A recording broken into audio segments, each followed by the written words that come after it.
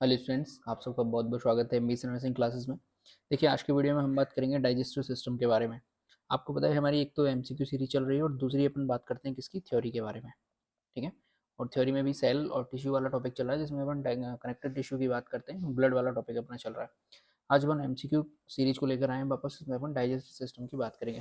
इससे पहले हमने यूरिनरी सिस्टम, नर्वस सिस्टम और बहुत सारे सिस्टम जो है उनके क्वेश्चंस कर लिए थे। आज अपन इसको स्टार्ट करने वाले हैं। इस सीरीज का पहला क्वेश्चन है डाइजेस्टिव सिस्टम का, उसकी बात करते हैं। देखिए, all of the following accessory organs help in digestion except, यानी कि जितने भी यहाँ पे सहायक ऑर्गन दिए गए हैं वो सारे के सारे डाइजेशन में हेल्प करते हैं, एक को छोड़ के।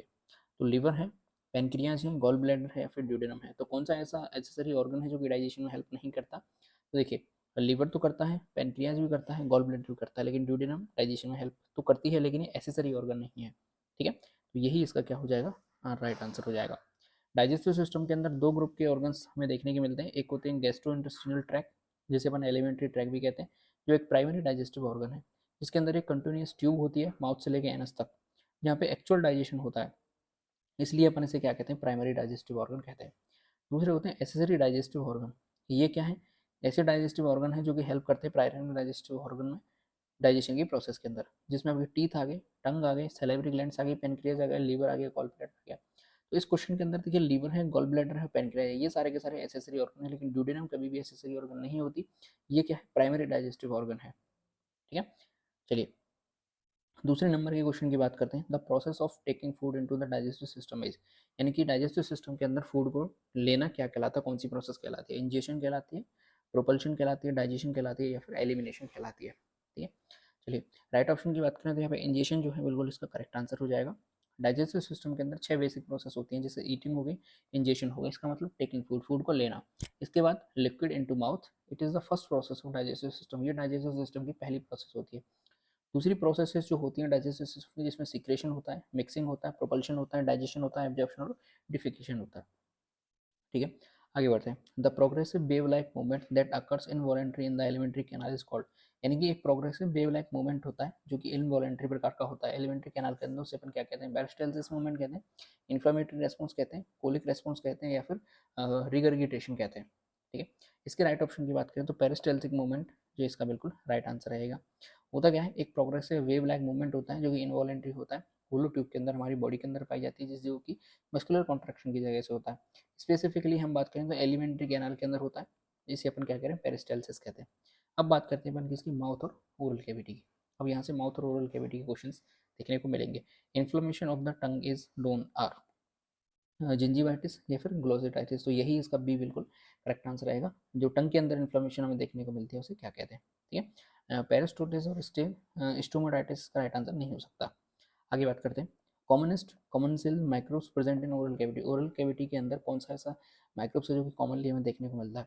Helicobacter pylori, E coli, bacillus acidophilus या फिर ऑल ऑफ द अबव। तो इसकी राइट ऑप्शन की बात करते हैं तो डी यहाँ पे इसका बिल्कुल करेक्ट आंसर हो जाएगा।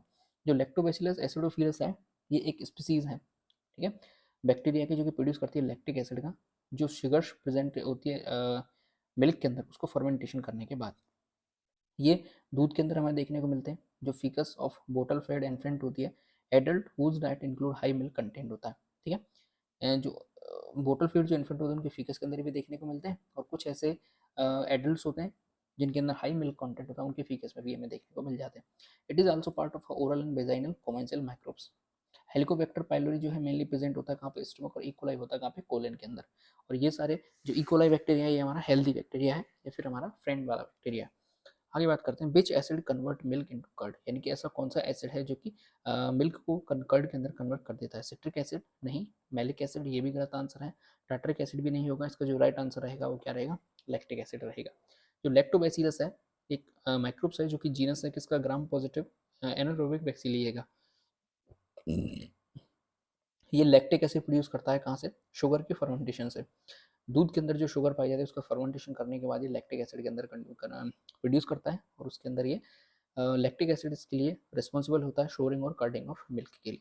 ठीक है, आगे बात करते हैं। Which of the following taste is one of most limited to the tip of the tongue, यानी कि जो टंग होती है टिप की, वहाँ पे कौन से टेस्ट वर्ड्स हमें देखने को मिलते हैं, या फिर कौन सा टेस्ट वहाँ पे आता है? तो बिटर टेस्ट आता है, सॉल्टी टेस्ट आता है, स्वीट आता है या फिर सोर आता है? सी क्या रहेगा इसका बिल्कुल करेक्ट आंसर रहेगा, स्वीट। देखिए स्वीट एंड सॉल्टी जो टेस्ट वर्ड्स होती हैं वो सिचुएटेड होती है मेनली ऑन टिप, यानी कि टिप की तरफ होती है। सोर टेस्ट वर्ड्स होती हैं वो होती है कोनारों की तरफ, और साइड में जो होती है टंग वहाँ पे बिटर टेस्ट हमें देखने को मिलता है टंग के ऊपर, ठीक है। और जो बिटर टेस्ट होता है वो कहाँ होता है, टंग के पीछे की तरफ देखने को मिलता है। आगे बात करते हैं, taste buds for sensing bitterness are located on which part of the tongue, यानी कि बिटर टेस्ट की ये बात कर रहा है तो हमें पता है जो टंग की बैक साइड होती है वहाँ पे सिचुएटेड होती है, तो anterior of the tongue, posterior part of the tongue, lateral part of the टंग, या फिर अंडर सरफेस ऑफ द टंग। तो इसका राइट ऑप्शन रहेगा वो बी, बिल्कुल इसका करेक्ट आंसर रहेगा, ठीक है। चलिए आगे बढ़ते हैं। विच one of the following enzyme is found secreted in the saliva, saliva के अंदर कौन सा एंजाइम जो है पाया जाता है, रेनिन है, टाइलिन है, टेनिन है, या फिर रेजिन है। तो टाइलिन है इसका बिल्कुल करेक्ट आंसर रहेगा। जो सलाइवा है उसके अंदर बहुत सारे एग्जाम पाए जाते हैं, एंजाइम पाए जाते हैं, जिनमें एक टाइलिन होता है जिसे अपन सलाइवरी एमाइलेज भी कहते हैं, जो कि डाइजेशन को स्टार्ट करता है। जो कार्बोहाइड्रेट है जिसमें स्टार्च आता है, ग्लाइकोजन आता है, इनके डाइजेशन को स्टार्ट करता है और कार्बोहाइड्रेट को माल्टोज के अंदर कन्वर्ट कर देता है और ग्लूकोज के अंदर कन्वर्ट कर देता है माउथ के अंदर ही।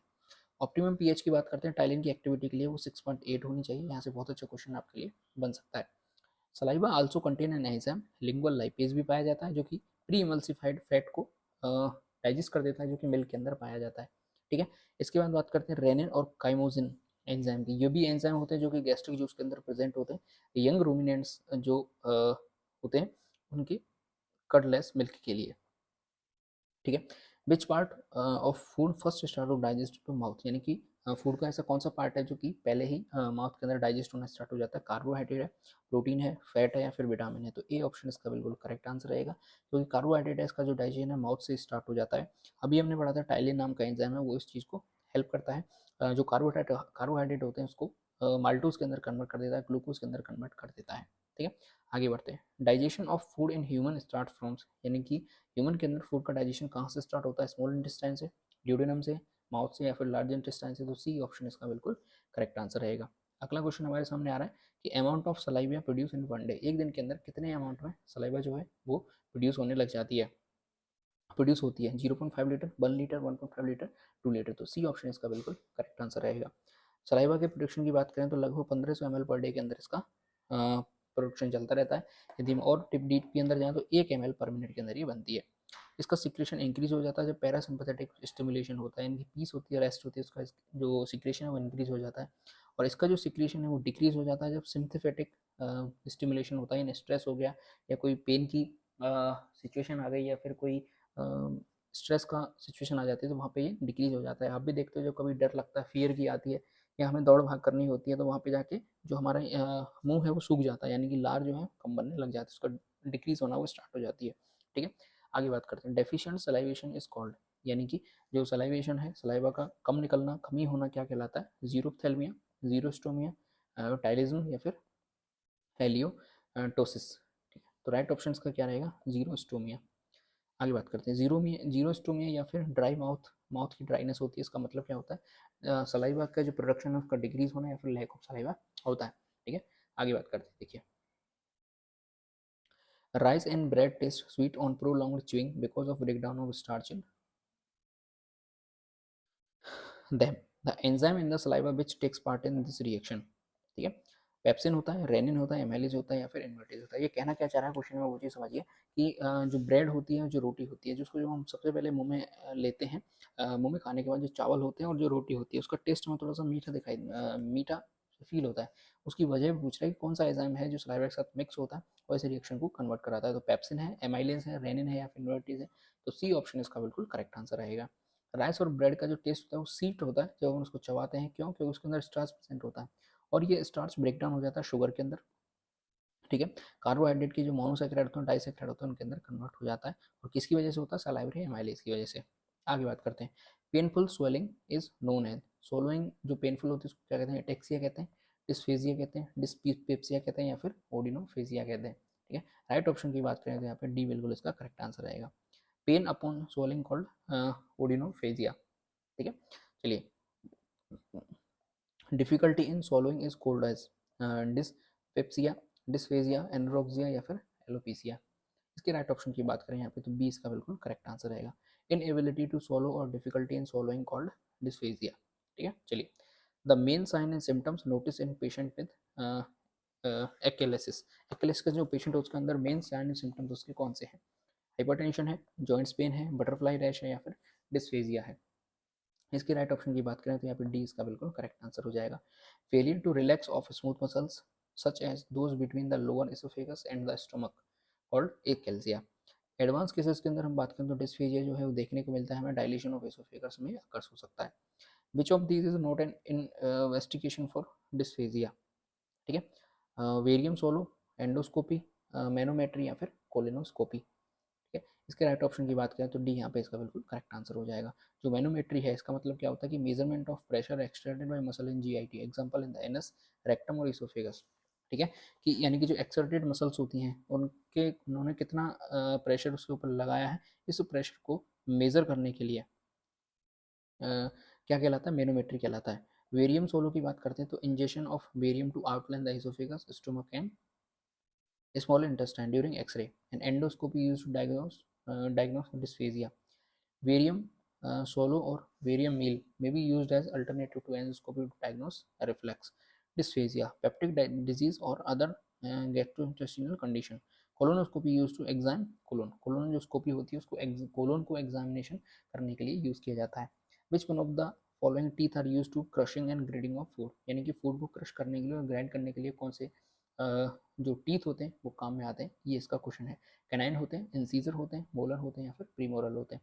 तो मोलर जो टीथ होते हैं वो इसका बिल्कुल राइट आंसर रहेगा।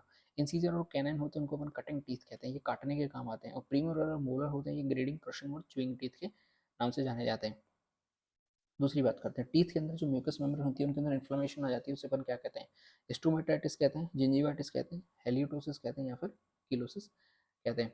राइट ऑप्शन की बात करते हैं यहाँ पे तो बी बिल्कुल इसका राइट आंसर रहेगा। जिंजिवाइटिस और ulitis means inflammation of the gums और gingiva characterized by redness, swelling and bleeding tendency. हेरिटोसिस का मतलब होता है offensive odour from the breath. Cheilosis का मतलब होता है कंडीशन होती है जिसमें लिप्स बिकम रेडेड हो जाते हैं और डेवलप हो जाता है fissure at the angles, mainly due to vitamin B complex deficiency वजह से। स्पेसिफिकली बात करें तो राइबोफ्लेविन विटामिन की वजह से।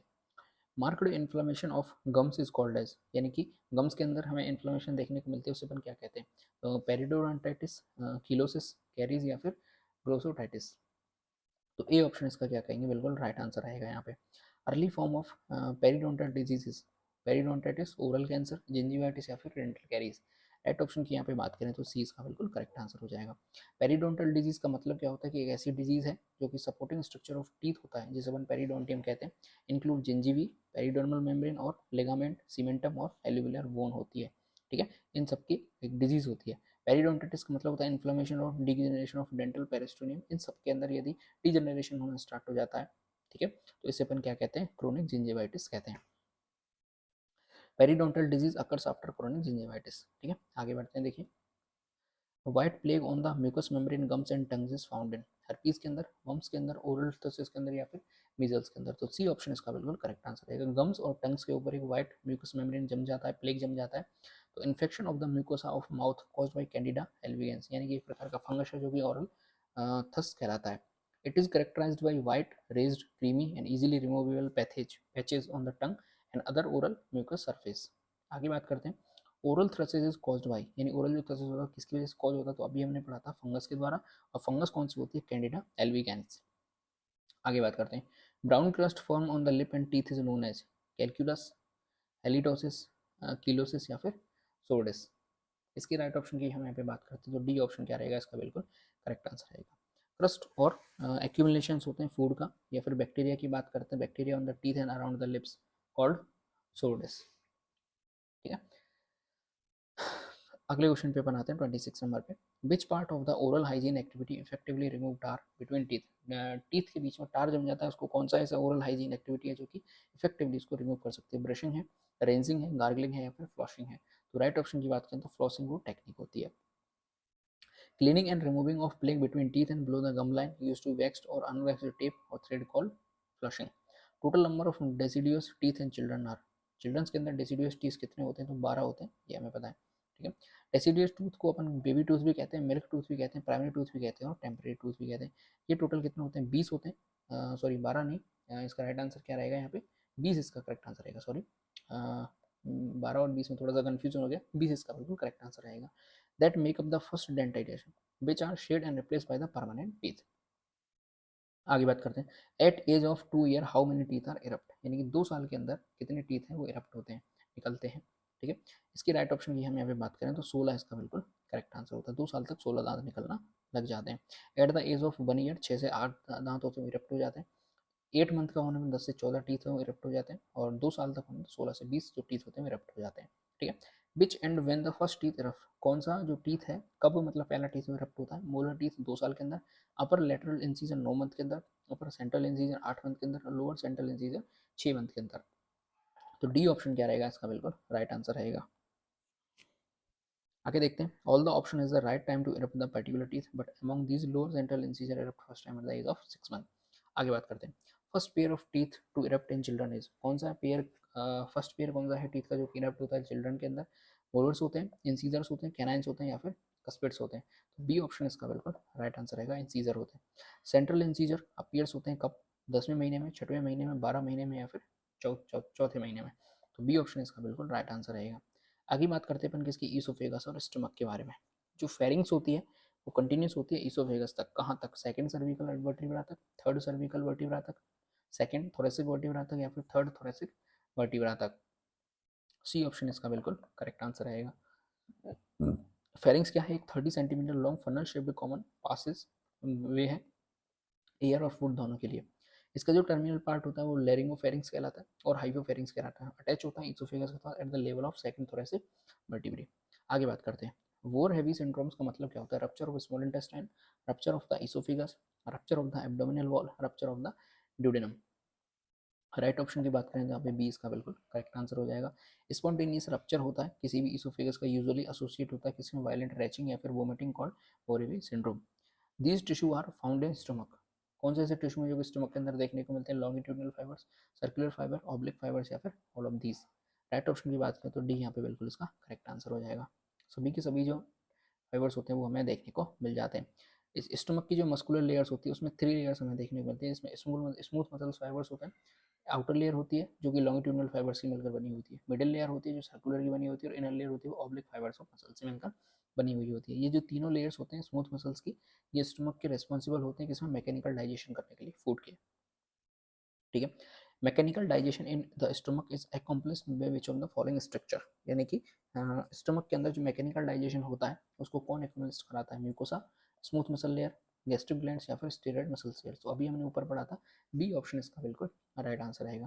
काइम इज कॉल्ड, यानी कि काइम क्या होता है, फूड माउथ के अंदर होता है, फूड स्टमक के अंदर होता है, फूड जब ड्यूडेनम के अंदर पहुंच जाता है और फूड जो है रेक्टम के अंदर पहुंच जाता है।